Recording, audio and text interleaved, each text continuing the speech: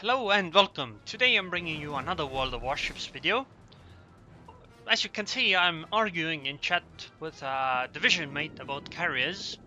He had an unfortunate run-in with some carrier drop torpedoes, so I would like you to excuse him for his weird opinions at the moment. Anyways, in this match I am in the tier 8 Japanese destroyer, the Fubuki.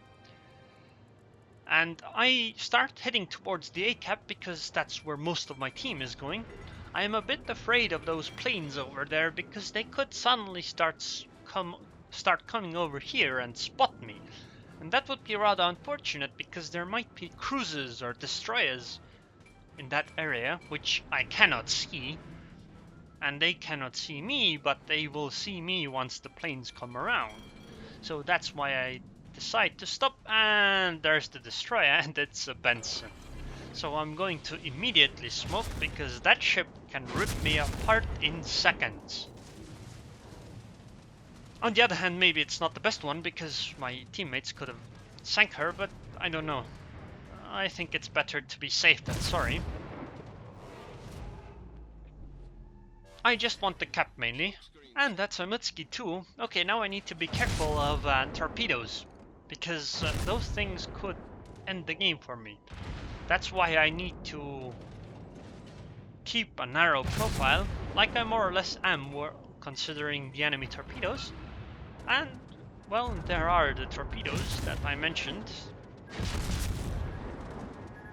Obviously I start going backwards for it and turn to make my profile narrow, and I managed to snag... I managed to kill secure the Mitsuki. Even get first blood with it. Yes, that was definitely a nice kill secure. Anyways, now that we're gonna get the A cap, the game's pretty good for us. Right now we have the C cap and the A cap. They have the B cap and the D cap. The thing is though, if you look at where our ships are and where their ships are, our ships are in a very good position at A because we can push into B immediately from here. But the position where their ships at the D are is that once we push into B, they aren't in a good position to either support B or to immediately go into C to take it. Because they are really far out at the edge of the map, at least 3 of their ships are. And like 5 of their ships are in no position to help B nor attack C. So this gives us a huge advantage. So what we need to do here is to essentially try to take B. We really need to push the 2 battleships that are at B out of the B cap. And we can do that because we have destroyers. Because the thing is that if a destroyer fires torpedoes at you, the safest thing is to be moving away from that destroyer, because that gives you the most time to react to it, and it gives you a narrow profile so that you can dodge the torpedoes. That will make the torpedoes very, very unlikely to actually hit you. Which means that these battleships very likely will keep running away from us. So, this means that we are going to push them out of B. Yes, they could turn around and fight, but if you're in the battleship there, do you go, oh yeah, destroyers incoming, let me just turn around and head in their direction. There aren't very many who do that. And, I mean, even in this position, it's not like it's just us destroyers here. I mean, there's like 4 cruisers following up with 2 battleships, so it's quite some force, and I actually would have hit this Nagato with 1 torpedo if they hadn't timed out, of course. But sadly, they did. Which is unfortunate, but I guess you win some, you lose some. But at this point, I'm at the edge of the B cap. That carrier being over there is actually rather lucky, because this puts the carrier under fire. And I think the carrier isn't very likely to bring planes over here to keep us destroyers spotted, and even if she does, at this point we have smoke, because we are already inside the cap, we don't need to keep moving. And to top it off, it's not like they have many ships in this area to fight all of our ships off. And as you can see, we are inside the B cap and we have almost taken the cap. And where are they? The people that went to D, they still aren't close enough to C cap to be able to contest it. So at this point we have 3 caps and they have 1 cap. Not because we fought their ships really well and sank them, but because we outpositioned them. Actually, rather, they outpositioned themselves. It's not like we somehow made them go that far to the right side of the map, but they just did. And so KK wants us to go through this valley, which I agree with, because we don't have many ships in the sea area, and at this point they will start heading towards sea, at least some of them, and start reaching there, so we can either defend it better, or we can take it back, or at least try to. Not to mention it's not very good for the destroyers to chase ships from behind, because, you know, as I mentioned, the torpedoes will likely not hit.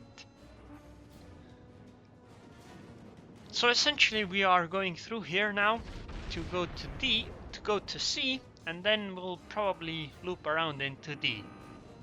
Because I imagine that's where the final battle will be, but I mean, all this time we have 3 caps ticking for us, they have 1.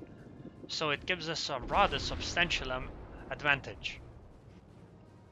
Also, it's really helpful for me in particular that KK is following me, because this means that while we might be 2 torpedo destroyers mostly, we can still fight rather decently. Like that Pepsi would be absolutely no problem because we're still 2 ships.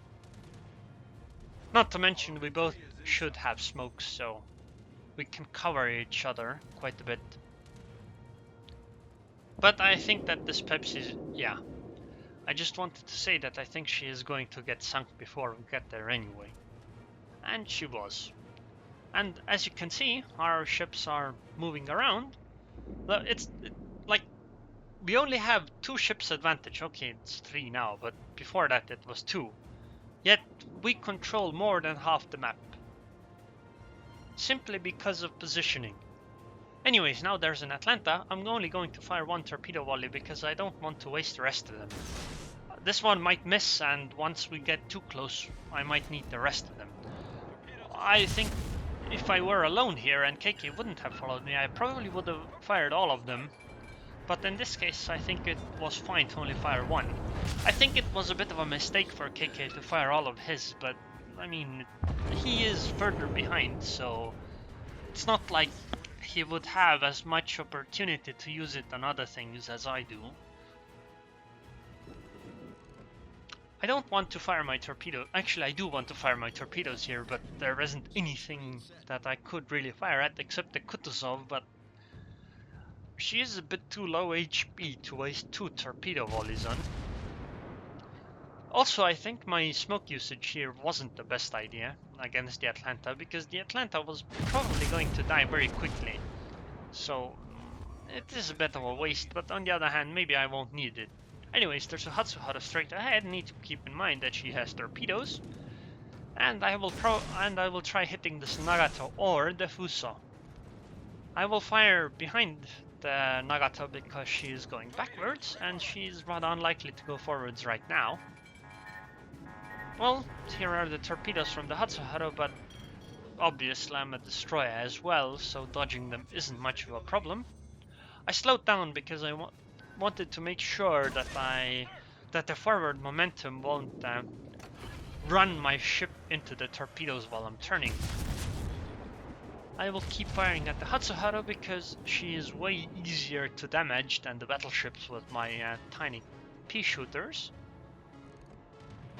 Sadly, I think my torpedoes won't be too successful on those 2 battleships, but I will head into the Hatsuhara's smoke that she used, and I am inside here now.